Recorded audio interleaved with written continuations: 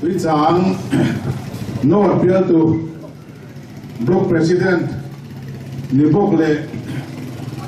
ISO no 3 BL2 MLA Saum Tak Usilan Wan Puyate MLA General Headquarters sa Kanho Tulian Mi Kamazat Tuna Kanti Matel Kozol Kopuichunga and block the unit 42 group 42 Zaum Tak Tak Tele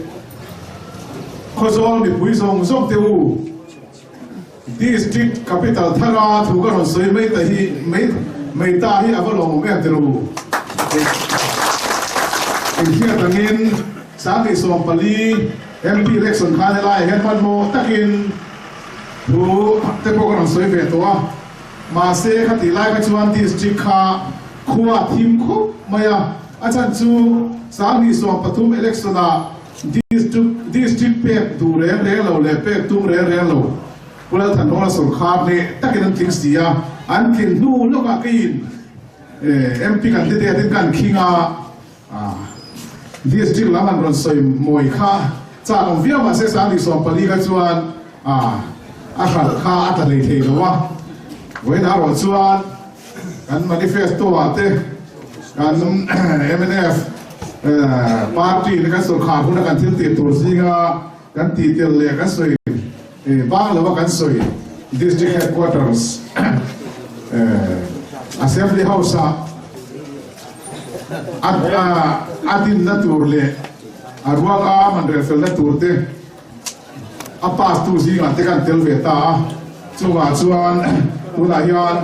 district headquarters Thara Karon Sengkap ani digan soidua alo mongka ditang setani dika apa saidan soidua kozol de kui mai ni lo kozol le cheve la azar zo patu zong zong te wena hian district thermal so da zong tu zong zong te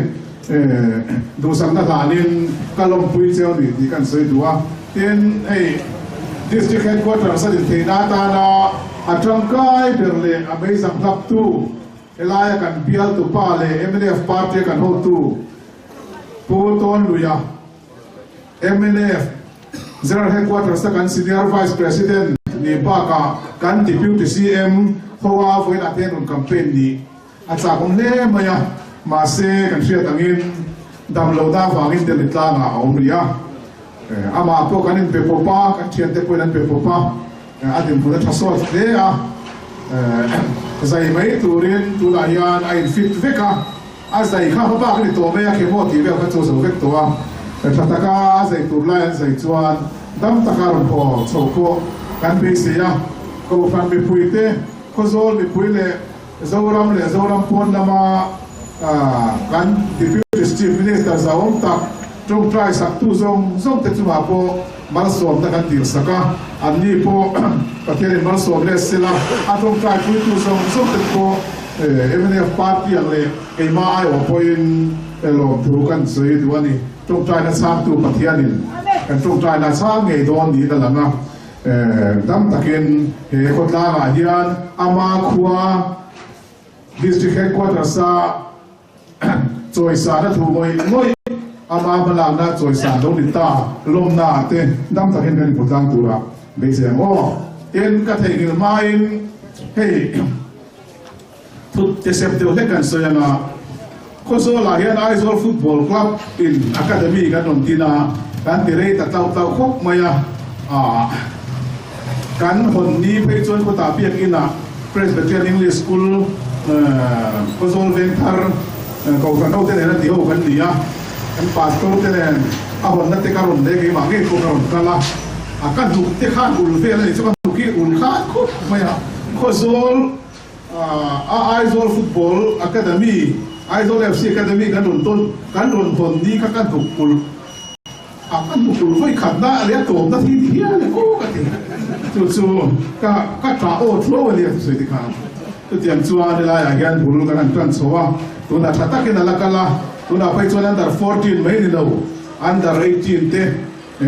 kan ti chho ve zela ko zol mi pui poi dai fial dog lo hian ข้อโซลตาเนี่ยขัดทิ้งที่กันเสียเวรีที่กันสวยเวรไม่ตัวสุภาพชวนที่เราก็ตีเตะโฟร์เราก็ตีเตะจุดอินทิไงตัวเฮียนี่เวรเดี๋ยวฟิวนี่ก็สอนตัวเนี่ยชวนติดชวนไอ้โค้ชเตะ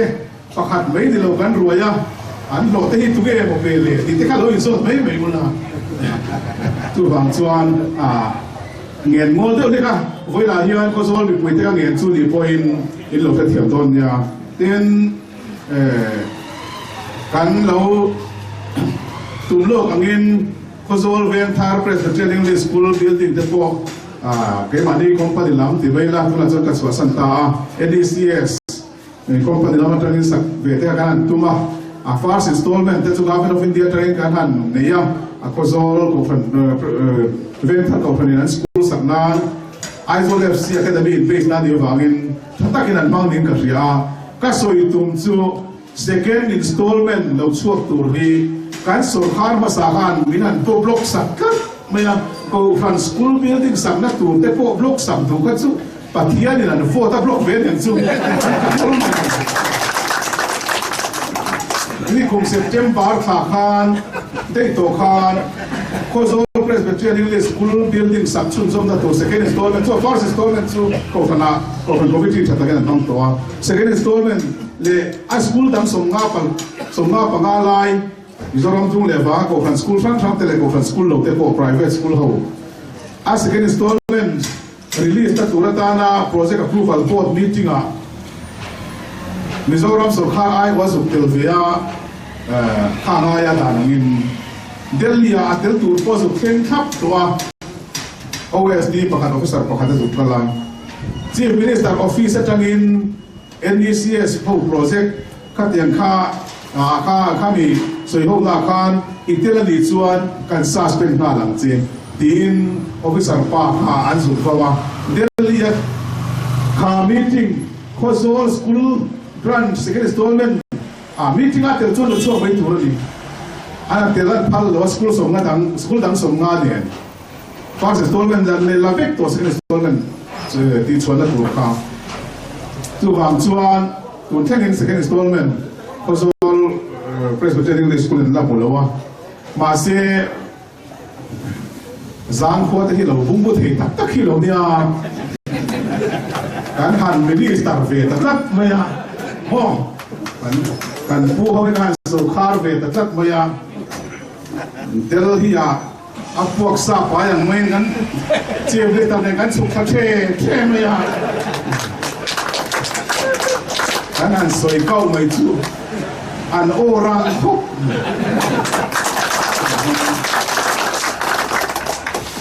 การละวะข้างที่ข้าอารมณ์สวดโดนทันทีสุดจุดจ้าของพี่ว่าอันพันโลซึ่งข้าเองว่าดินมานี่ลูกอะโคโซละโคปุย district headquarters ตัวเตลิโตพวกอะโคชักโคปุยโคชักอาร์ซีตัวอามุนเตเรมพวกอะโคโซโคปุยนี่การเช่นนี้ในเตตัมโลเช่นนี้ตอนใช้พวกเช่นนี้ตอนจ้างกันในเวฟไหมเอกว่าอย่างเป็นไตโลล่าบางเงินofficial กันในไลฟ์พอยน์เช่นนี้จันโดจ้างกันในเวฟเศร้าตัวจูฟังชวน tourist in minister เตกันในเวฟพิงิน tourist lot ที่โซลว่าคิดยังอมริงไม่คิดดิ่งโลassembly เสสุนาพวกก็สวยตัวค่ะ tourist คิดยังที่ส่งกับวัวไล่ตีเดียวไว้ตัวโซลว่าอมพิโอมาชุดโซต่างกันในตัวที่ข้ากัน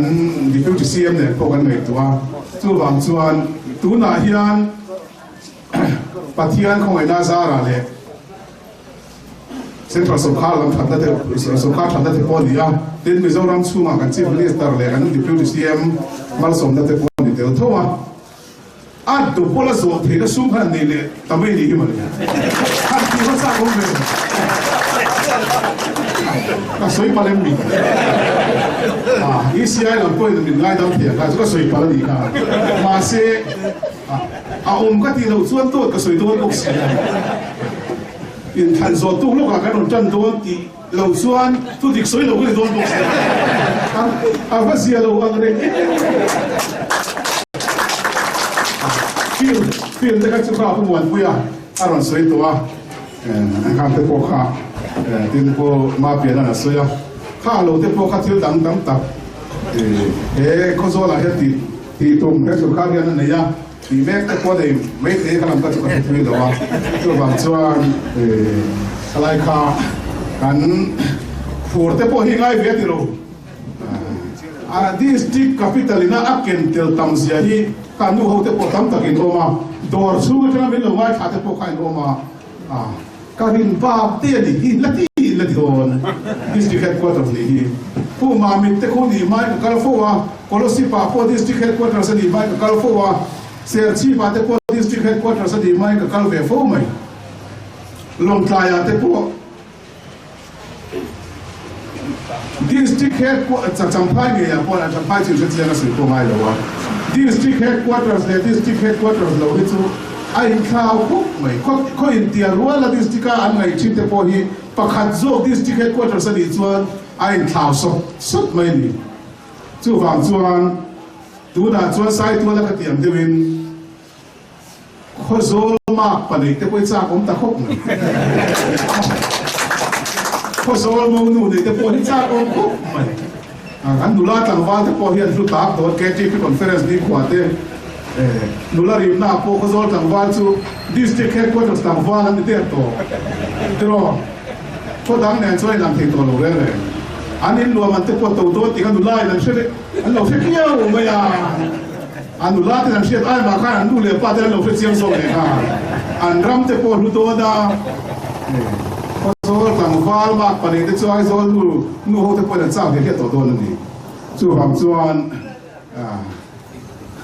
soi sia na ni lowa kan ho tu ten ma son na tan district apoi mo ti shera na district headquarters pathum sarkar ba sa an lo din fel thap to congress sarkar na kum som chunga ma ala tu ni alo na MNF sarkar chuan kan sarkar ni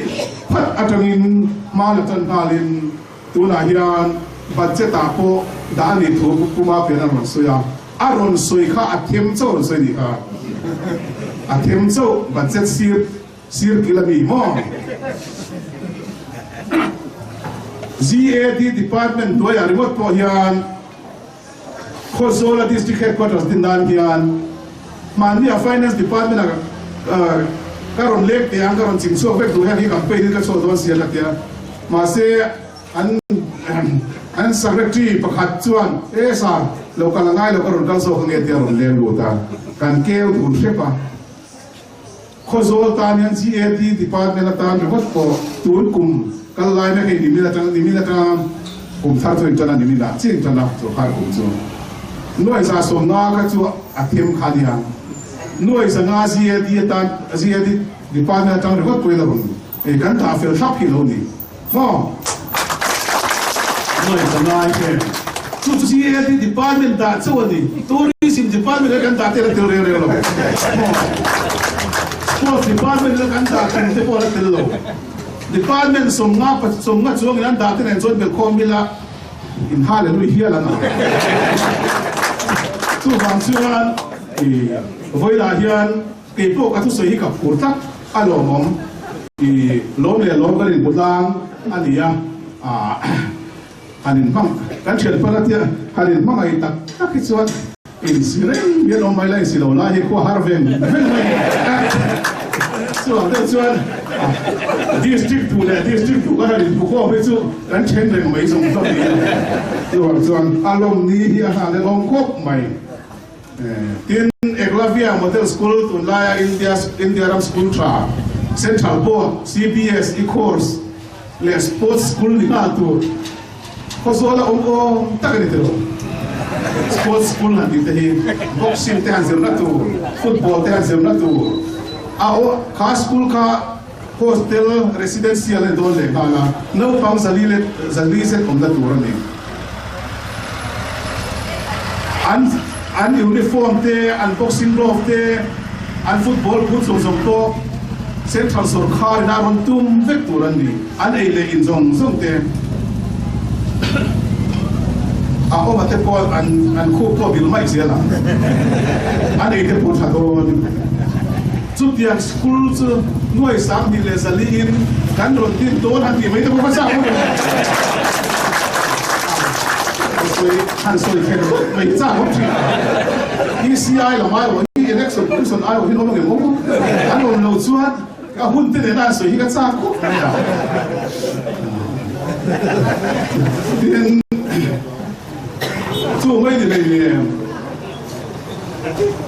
ko zol chu dar ka ring sa tlang nge latianga Congress sur khar lai chuan ka ring sa nge Congress sur khar lai chuan dar ka ria ani le ko zol chu MNF sur khar lai dar ka ring sa nge nakin lo ka chuan dar ka ni tana dar ka nga ve MNF le Congress is kani nang lo don kani nang lo ko ma ti han ko zol sin kong pot ko zol sin rei so pot ti di o don ni chu pu ho la sur khar lai chuan ko zol chu dar kar ria ta thil the pu zo ram thang a tharu thasari ve la sur khar nu chuan dar kar ni le chan via thil the no quiz di sia na po so kon ta se la ani chu wang chuan dang lam ma theng me ka theng zel don ni kan soi du ni then hey MNF party hi party dang ne gari nang lo party dang lam pathian le kan ram ta ti ring tu te kan dia ti thu pu yamang tu te kan dia sarkar kan la lu da koi dang lo ru mi zo tong in tu tiam te pro kan tiam ani MNF minister te chuan India ram ko vela ka te khalo mai lo mi zo tong in tu kan tiama kan ko fran ho tu ten Bible siarin tung tai na nen kan ko kan so khar tar la thap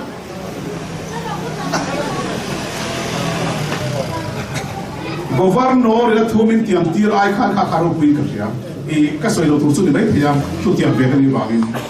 tin kan thu tiam te po be pui ni sia te ro TV at live ran te ti don tu sarkar masalam thu tiam te chu trong dang te nan tiama kan se tak tak lo kan thu tiama po rin oma di taka thei to chua minister ni na mang sual lawa mi pui ro bol tu rin thu kan tiam ti mi zo chuang kan tiam yo wang mi pui ni shevek lang tang sarkar chu kan thu tiam ta ngai tan chu tiara kan om lo vai chon puro ba ka ti khai tiam sia kan lo shevek karania na ti chu ti ngai ka ti ngai om min don ti ro min fil pui ro sarkar te ke mani ngi pui min ro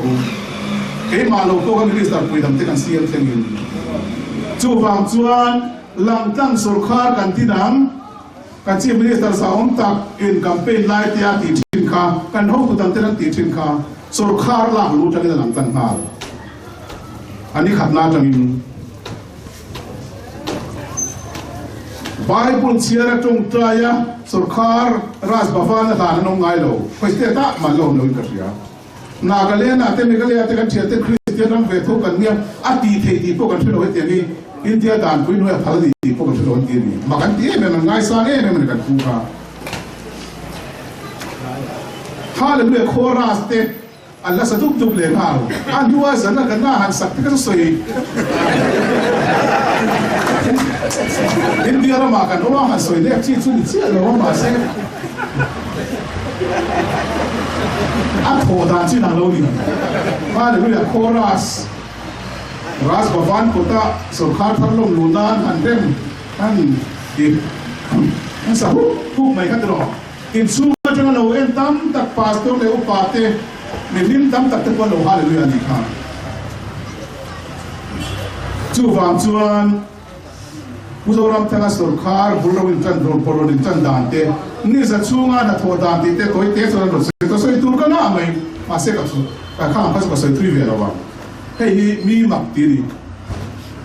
chinga ve ga kan oma kan ve nga congress tu kol tak pakhat chuan zim ti twin final on le nga ngoi te pro ba tor le du tak thiếu đảng phát cái điều ngắt tiếng nghe cán Congress Sarkar hậu tu thế khan tu đã in tiếng ni ăn thì mấy lâu lệ thì đi sản xuất một thiên thế lâu phát đi cái này tôi đã sao được mà ngắt tiếng nghe một cán Sarkar hậu tu thế khan rồi vấn đề lại khan tu dâu răng thằng nào hoa in tiếng hiện lâu thì về mấy lâu lệ anh in xí ra đi đâu chú hoàng xuân Sarkar thì thầy tốt xuôi là kala kan chief minister tên thầy tốt ban xua kan deputy chief minister tên đam lâu chú phân thầy tốt ban xua helai vial ama ai sẽ thấy đam lâu bulan cà phê chiang xua là gì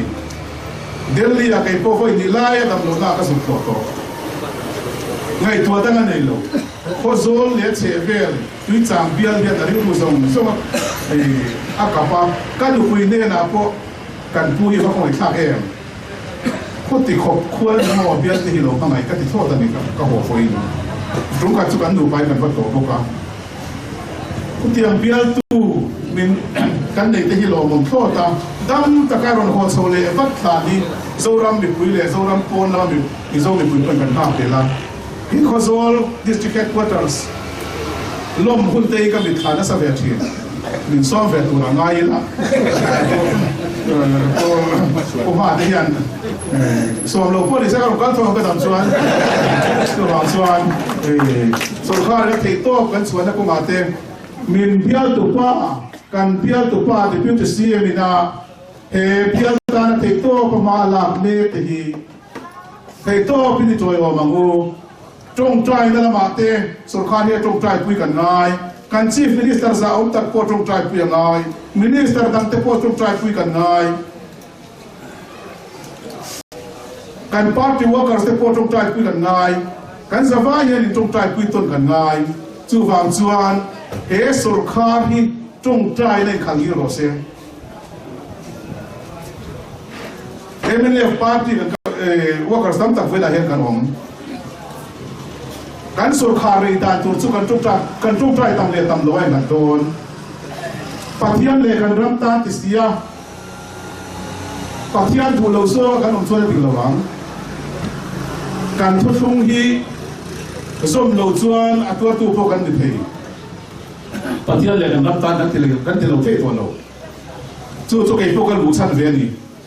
MNFพาร์ตี้จู่บางจวนอินตรงใจต้นปุยต้นเสรีละมีเจ้าซงเล่นนะMNFพาร์ตี้เห็นนี่เจ้ารำมีปุยซงไม่เปลี่ยนละมาเจ้ารำปนลำมีแต่พออาเมมเบอร์สิฟีเป็นเจ้าเฮียไม่ได้ฟังไอ้ตัวนั้นเราที่เทพอเวลาก็สวยดูตัวนั้นเสร็จPMอาเตมคอนเกรสอมเทพอฮีMNAฟังยันหัวมิละเมมเบอร์สิฟีนั่นมันเป็นเวลเราไม่นี่อันนั้นเป็นคุณอาพอันนี้นั่นตัวนั้นน้องเวต้าอันนี้พูดอันนั้นลอยตีเรื่องรูปพูดเราเวลคัมเวกังกูอัตตะการชวนยูนิตเช่นขตาชวนMNA ยูนิตแต่ที่เมมเบอร์กันปุ่นเทโลนั่นเทปอดีเวทียูนิตช่วยตัวเทเรื่องรู้สึกมันตัวเทมาโลกปุ่นเทปอฮียูนิตช่วยตัวเทสิ่งเอาเท politics อาจจะเราอลคุปังพาร์ตี้ดันช่วยจุดเดียวจุดที่มาเซ่ปัจจัยเลยกันรับตาติดตัวMNA พาร์ตี้ช่วยจุดเดียวเรื่องเรื่องช่วยตัวเรื่องเป็นนำพาร์ตี้กันดิทัดจู่วางชวนบ่อยได้ยัน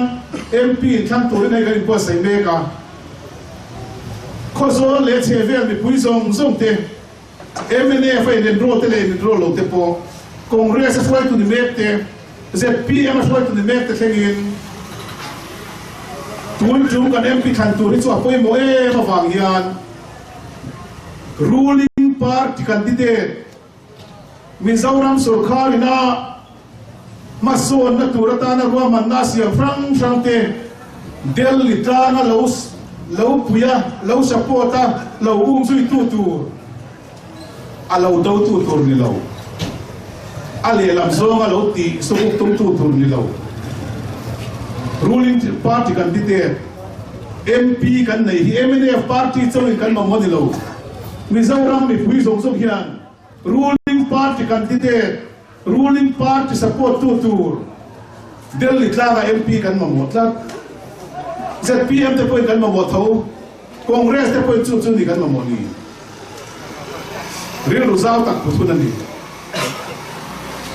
chu wang chuan kho zol le che vela mi pui zong zong te mi zaurama kum nga tan MNF sarkar ko khan tum tra na chana ni kan tia pastor ka ti pui le hun ser ba hai te nga kan man thik po hian ko khan te tum tra chana sarkar nge ke tak kan le ya ba lo ko me ti he tum kam ve kan ni te ni e kan se swal lo in ka tia ko khan mi pui te le zoram mi pui te tum tra chana Mizoram sarkar thar rupian ta kumna pathian zar kan tam tlan chuan he sarkar na dai don ani ti po a number atang ja riat ve chu tiang ani lai chuan chu sarkar pathian in Mizoram ni puite min pe sarkar MNF sarkar to pui thei tu tur MP than kin le chu Mizoram ni puite tiom tak le kan pat te han ti em chu tik lo wei the kan ti om tak ani chu kan vai ta chatur ani chu wang chuan tu na chuan sarkar ge tak kum nga dai tur alo ding lo to poka thathum chung ni sa chu vela until ti te po zoram mi pui zong in pom om kan ti a tha kan ti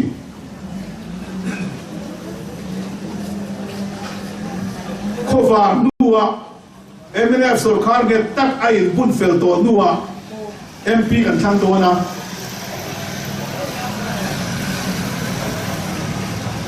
zoram sarkar ga thokui tur a thokui thei tur zo kholamte ko pui lamte mire thei zok te sarkar na thuk te tan puwa delhi tlanga zoram sarkar ne na koi kom thì nang chapa tranga thokho thei tur MP kan ne ngai chu ti ni lawa delhi tlanga khulama an pavan lam ho tu te ne na Mizoram sarkar rota pia lo ti bam zat tur lo ti sukuk tumran mani na ti sukuk thei lo po pu te pun tur nei boxi ang chi kha MP a kan than chuan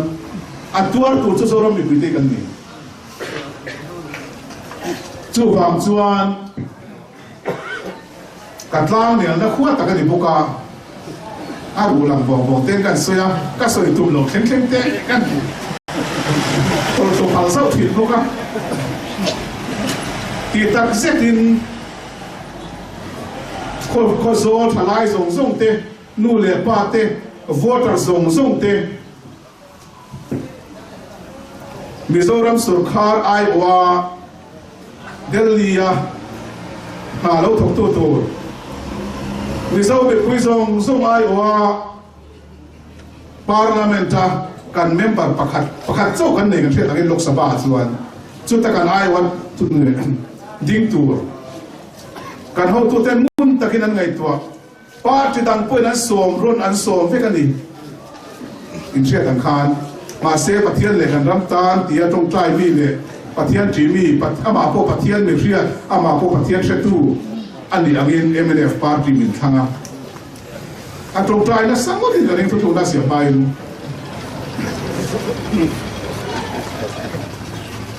chu wang chuan kan ti ne ta fu boka mi dang kon fu lo ka ti nan lo ma se mi dang ne na khai kin chuan a fu lot la kan chu wang chuan ku sila rosa ka hi ne takini thang ting mo chu central sarkar kan ta tum na tu te ministry sang ina kan project le kan mamo min ti lotin saktura ta na kan wait ri na tur kan pu te pan influential les wala tur ania apoi mo mani chu wang chuan patakin vote thakila MNF workers te point kan chen oma party tang an ni ti set point so min kin toi lo ko an ma ni point min holowang ngoi teu tun tum chu ruling te ti het an ni velo to boka ruling sarkar party mai kan ni to lawa sarkar te ko ni ve to boka chu vang chuan tuan tum chu pusila ro sang hi min vot pui vek bai ro ko zol bi taka phei chuan lom thu soi nan te po ti ni china kan ho tu tran soi kan khan lom thu soi na na uitin taka kan sur khar lam a ruling lam lo vot lin hi kan tiam moi pon hi lom le ko zol mi pui kan pui tin ziate kan rin om ziate kan mi zo ziate ilan ti nan hian kan zawa in pusila ro sang hi i vot king ngu i vot theu ngu ti atai mataka Congress kan unau te ZPM kan unau te po thil thadu vek thon ni som phe lo la tai mai la ne na sang takin kan changam ti hi chori nom sa tho thowa ma se asang lu tu kom lo party dang ne na in helai mi zo ram chu mai kan er lo MNF party hian ram pon theng in net taka in na dina cher tu kan di wangin apoi mo man ti ACDP MNF chuan kan flagship program poi mo ni nibina tang khan ACDP hu nei ai tan chia amma ka chuan budget ka pa to mai la a budget effective tan khai hu ni kha di wangin to wang so ACDP a hian Mizoram budget bi atangin central budget lam ko soi kai te lo wa Mizoram budget bi ka atangin finance department ten po anan kan hen ho no wa ACDP bi ka sum da phan sa hi nuai sing li le sang nga ani tam khop mai lai kong pe a hian cheng sang ni lot het ta se la sem sam ta do ni la in chu ai ai hian sang hoi ni ACDP ya kan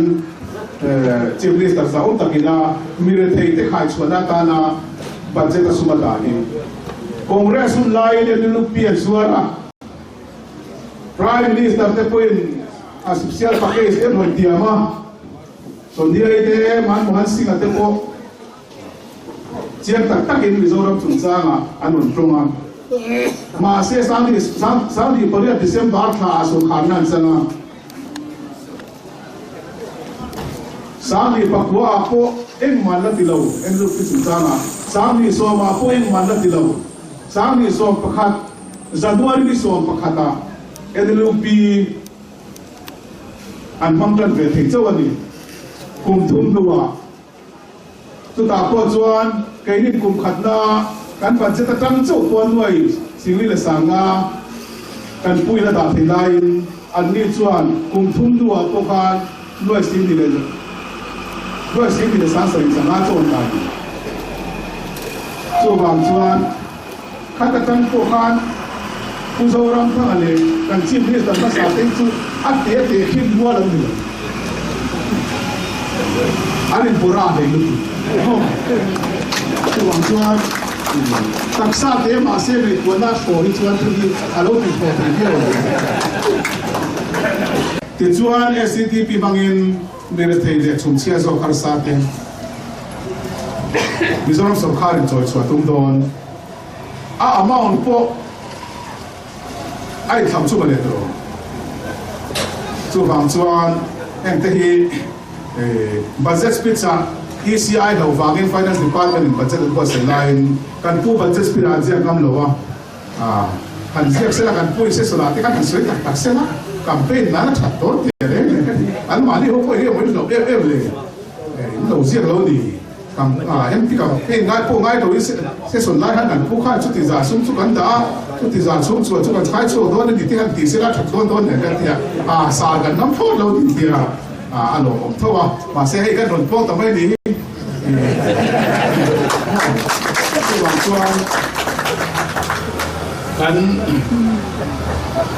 kan ma ba khi a eng via wani heng zong hi Mizoram thang thuak na tin vek lawang an minister thuak te pon tin vek lawang kan party ho tu te thuak pon tin vek lawang divine intervention na sa pang antia chung lam thil ti te da hi telani chung lam hi rolani kan pu te ron re la hian ngai ko lan man na hian chu wang chuan trung trai zual so ngai ti kha kan soi duwa ti chuan akum khatna tangin kan pui la soi dan taka vong pui in siangin in ve loin in wama ve loin an ti tu ka singa thuang se mai mania delia ka sui tu min Hardip Singh Puri India Prime Minister Modi appointed Berlia India via Chuan India Ambassador Benson Vele Khan Minister Turina Soma MP Poni Alawania Panzabi Pania again Pui Santin Buchen Kanadon and Talak Tekon Dilan Ha MP Katikop Khana Antam to Cowboy Tazo and Boti made to BJP in Tanungahan and Kintama. Minister Luita Potam Tagan Oma, Mitiam Tatam Tagan Online Khan, Hardip Singh Purieko Amaso in the President Colombo online in Fonatia. Minister Rayon the 19 Katan Hotan Nala to the Turin in Dingrom India, the Pokalo Soya and Pune Petron. Saptung tiang fere takan di pokan in pom. Ha hai dong kok maya. Chu mi chung chuan kan pu khan. Elaya bi zora ma te so itin na deu khan. Hey ti turan tama mamote kan na pele lawin so congress kum so man so khara ti tur di pe mang si lawin ti tur ti law tur le ran tia. Zu te bi so mana ti sam ti tam tak an soya chu mi ya chuan hey ke po secretary po kala nei lowa mà se li pui ne na kan sarkar vele na tan khal phat kan thu tin kan piama kan tan khal phat don bong pui in siangin kan ti tur kan singa chat don kan tia si tur chei kan chu khan tia chuta kan secretary le doi secretary khan oma a soi fi azuita hey bong pui si kan dina chan hi in thelo mai the nang ni chuan bong pa in si tur he chu an nar ten tu ba an ke ten phiat velan in vea an in chou gwal vela ariti ati khati na kal kha an nu in gwal vel up vel ban po kan ni lowa tu zan bong pui in si chu an in bo vela si kha thoi me chu tia tu chuan ro man lo na kan nei veka tu la hian kan sarkar vele kan on chuk thakal vat ani ti te kha soya an nui kha sa ri an nui chi angam si lawa is nu chal pakhat le chal pakhat khan on bea to kha nia football ground po paruk ka pem chu ti tu pa kha re chu ma se ai zon chung bi to ne tu la ko zo la kan on ti mai tu te je ma po kan ti mai tu te policy lama sai te ne tang bola kan ti mai tu te ri lama NCC te na football ground kan ti mai tu ran si tu na ka soi kha congress un laya an siam za chu ne mai lo mo hian la kham te tel lo khan ne paru ka ti chu chung te chu ni ya kan pu hi chu long pok mai tin agriculture kan minister kan mui ka soi hu da thol po kan soi chau te ang chu in lai tha bok sia agriculture minister kan muin mau hi north east mai ni lo India rama mau that the na huna chuan mau hi economy di dang lam to the ama chung kam ta ben revolutionize the ani da te se thiam ko ba ya apun chak zia te so ya an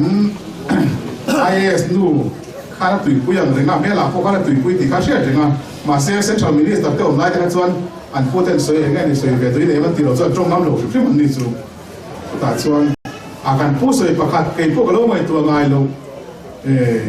dik teu mai chu moi teu kum khatan bu tiat thi ta in sia mi mau hi chuan kum khatan nu tiat thi nia tia adi kan re ko oi mau hi chuan kum khatan nu tiat ta chu wang chuan akum le mau toi ta nu ta an nu nang tiat chu a ti khan apum chak lu tu ka chu wang chuan kan economy siam thana na poi mo ni atia kai po kha ngin bin nang re nu tiat tura phần này thấy hát khúc mày à nuột tiệt xuống cái này được không ran sa để con đi thôi à vâng chuan ông khát xuống à nuột tiệt thì khăm ao vào đâu đi tít rồi tôi tắm ta có ôm em tiệt chuan thằng em hai ta kiên kan chief minister lệ kan nấu tụi thằng tên ban là tiệt chuan kan MNF ta là campaign cái thứ giả thác cô anh lâu tụi ta có kan ngay về đi mất ta anh chú tôi thằng tắm ta MNF nó đi vào miền tu bang chuan ne la ya district headquarters te po fu ke kimin akum khat na tan apul tan na tan po fu ke ki ba kim gal don ti budget kan khana riat renga i mi thia min ti chen khat ten budget om zia po hen shevak lo ti ka free do na noi za som nga le budget an ti langa hen te chuan nge mon ti lo le ten ti bai mai kha zia di department na khali chunga ta na budget za som nga kha ban zo man lo re hey ni di chu kana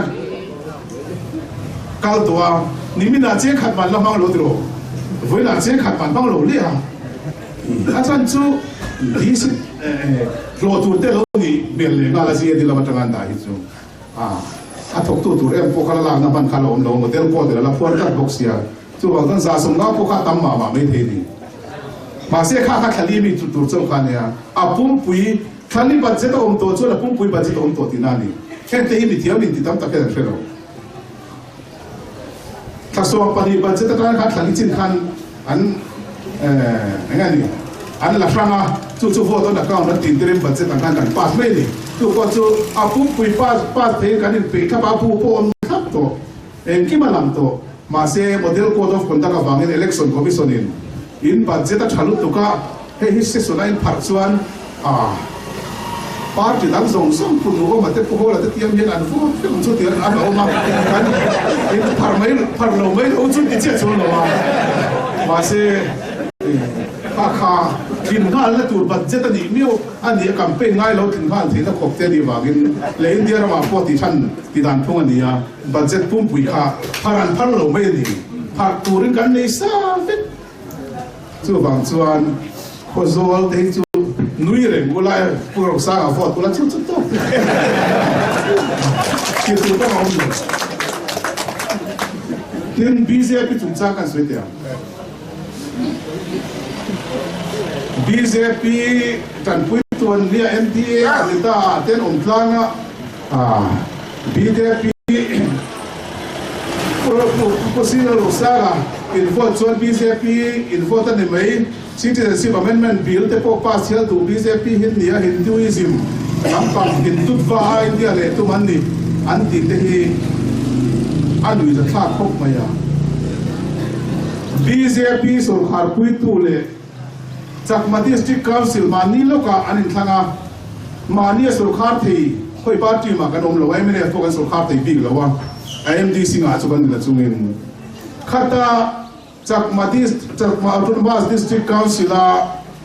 BJP sarkar pui tu khatu tenge pulal than hola congress ten introvert ro engatri MNF BJP te hen tinti tin sang hi so panga hai pumon pu bial nge ya MLA by election ko patia in resign na ruaka by election ko ma BJP to pu tu ten tu MLA ma kan ho tu te pon bia kan pu te chon no te lo tian ni mo tu election ate ko kha to pu cha ka lo MLA te chu dia pon no trong pon no ti pon no ti pu lo kan pu te na pa na appointment te pon ko te lo ni BJP ho tu local te ka ani le sani so panga chuan tu BJP khan tu ten candidate ta tu te party nge tho pui ta kan ti chuan pudu o ma te party te der tho khowa pudu o ma khan candidate ni kai she MLA by election an ZPM nan tho pui to ti na le so ZPM ka so ZPM ni to ano to pa po pudu o ma re kana ni Congress nan tho pui to MNF pelaya state kan sur khan nu apo khan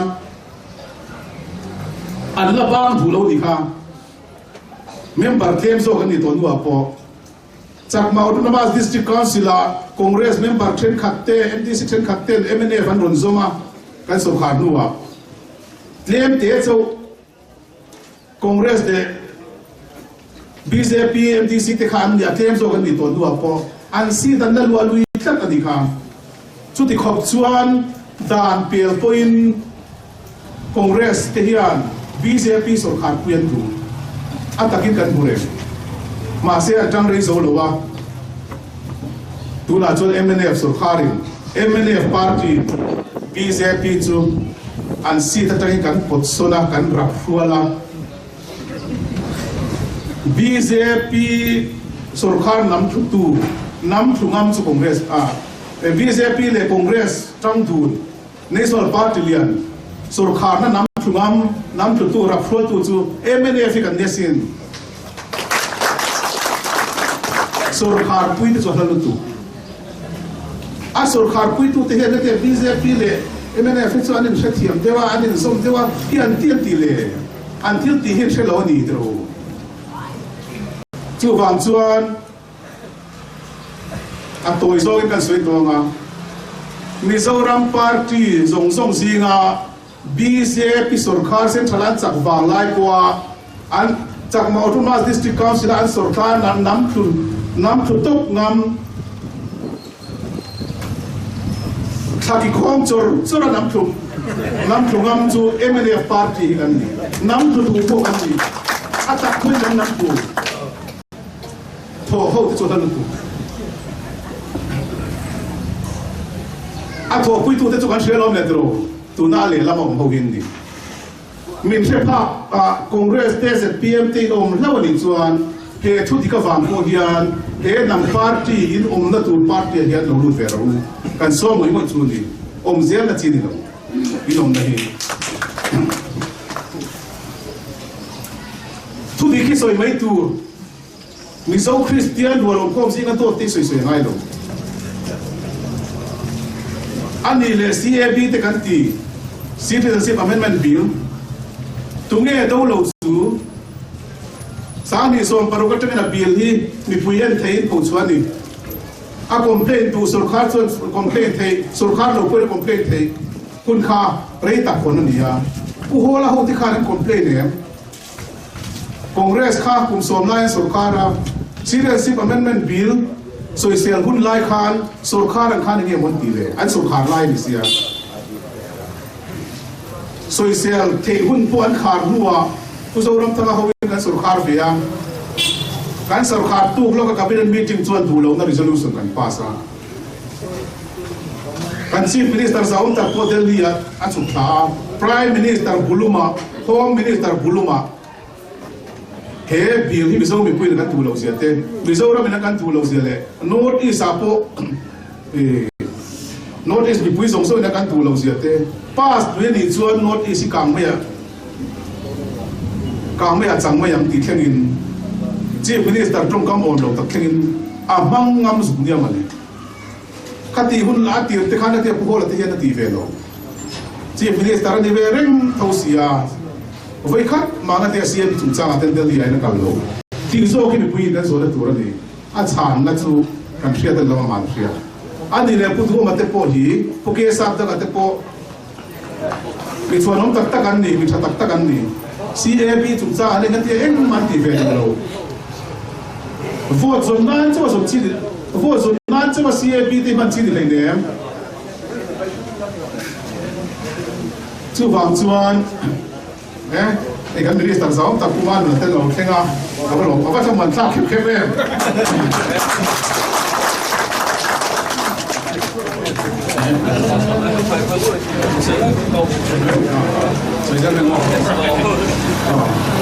kan minister sawm ta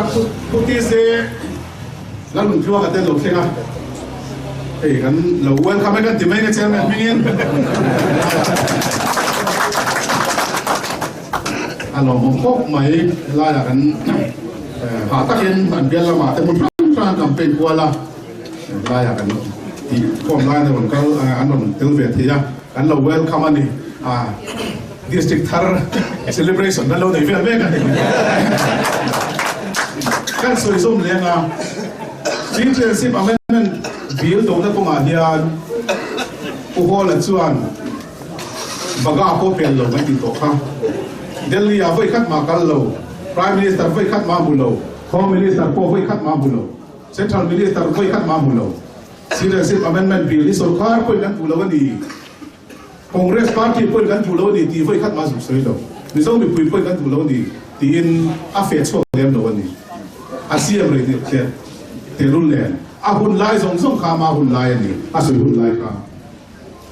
ZPM kan ho tu te ko hi voi khat ma te ri da ka Citizenship Amendment Bill ku lo dai lan ti ri mo kan ho central sarkar ho tu te le party dang han tho puya han pe na hi an nei lo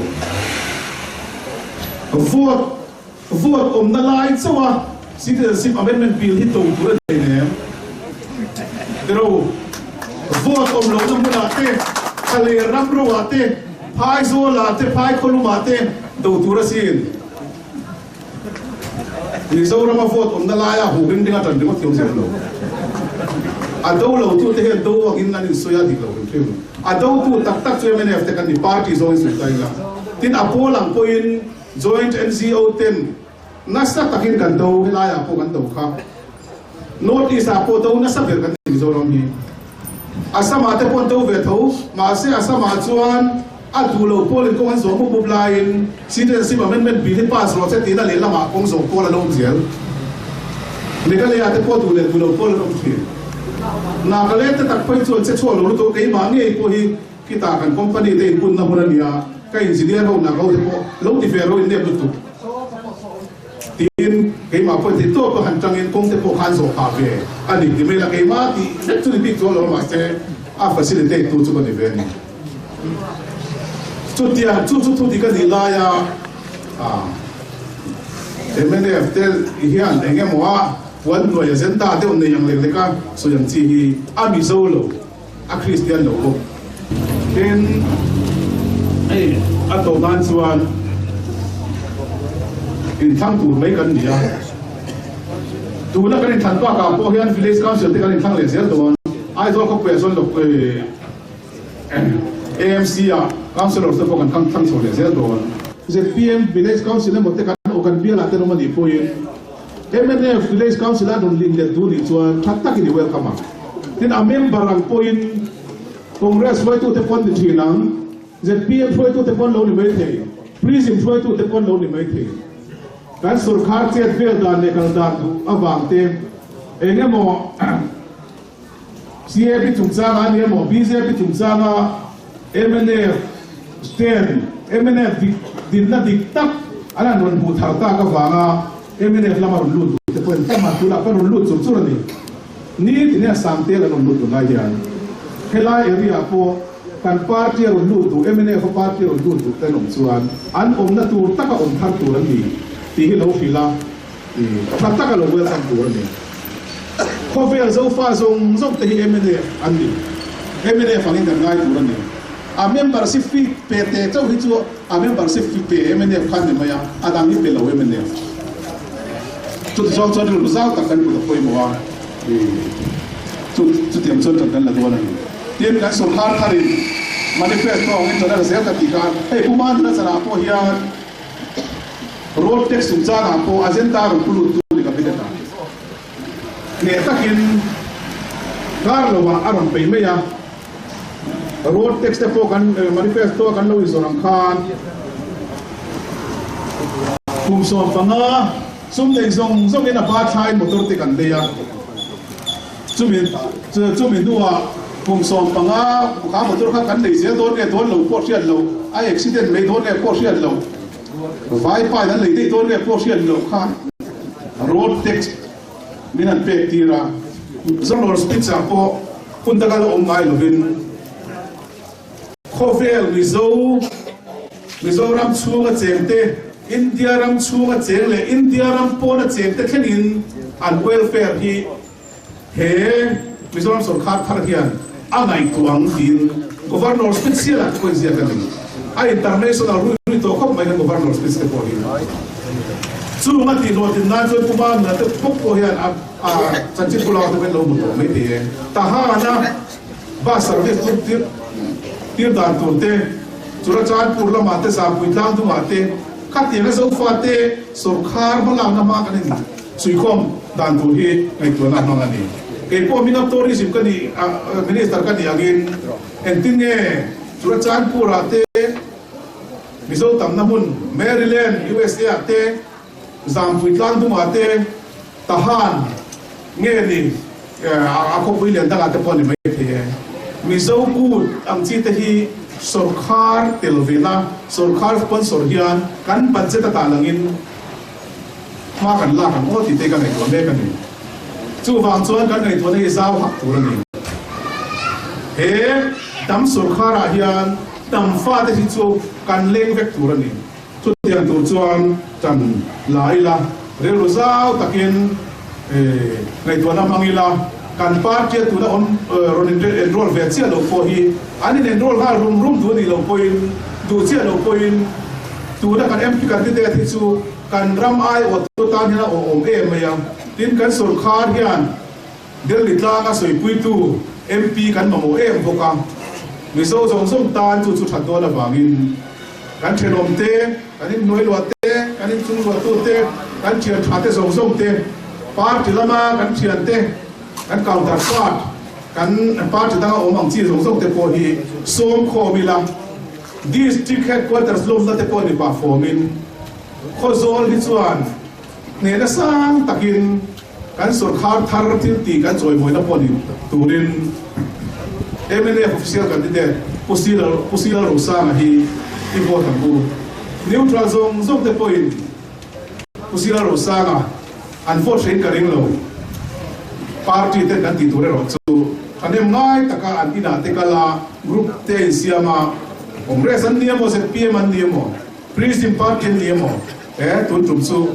กันเดียตานพอมวยเวลมาเลยกันสุขารไลฟ์ออฟตูรินดิสทริกเฮดควอเตอร์สัมผัสตักรังตากันในละตูรินเอเมเดกันที่เดียที่ฟอร์เชื่อของกูที่ข้ากันเอาลาตูเล่กันจันลาจันตูรันเดียโลมเรย์โรยรูลิกันนี่ดูเฮียไอ้ที่เทดีไม่แต่พอฮีโลโอลเตอร์เมเนียมากันดุยด่านป้าไงกันดุยทุกตัวเฮียรู้ลิงดุยเด็กที่เขาบอกเนี่ยอะไรหลักการกันส่วนเหมือนนี่ถ้าตัวที่ก็จะคนหลงสมทีนะส่วนบางส่วนโลมเรย์โรยินพวกที่ส่งส่วนสุดหลังกูเดินมีเทพากะเอ็มเอเอฟอะไรเดินรถเชี่ยเราดิวทรัลเตเลปาร์ตหลังเทพคนอมมินกันเองส่วนส่งก็สู่ตีตักไม่ใช่ตินเวลาเดียนเอ็มเอเอฟออฟฟิเชียลกันที่เดสุรคาร์กันที่เดตันนี่ตัวไม่จู่ไอ้เอ็มเอเอฟส่งคนในตัวเราอีละสุรคาร์กันที่เดมีปุยตั้มโซกันที่เดมีปุยกันที่เดที่ป่วยนะหัวเชี่ยติดเชี่ยเรามีปุยตั้มเป็นกันที่เดก็สิ่งที่สักที่ที่วอดเที่ยวคนที่การกันส่งตัวนี้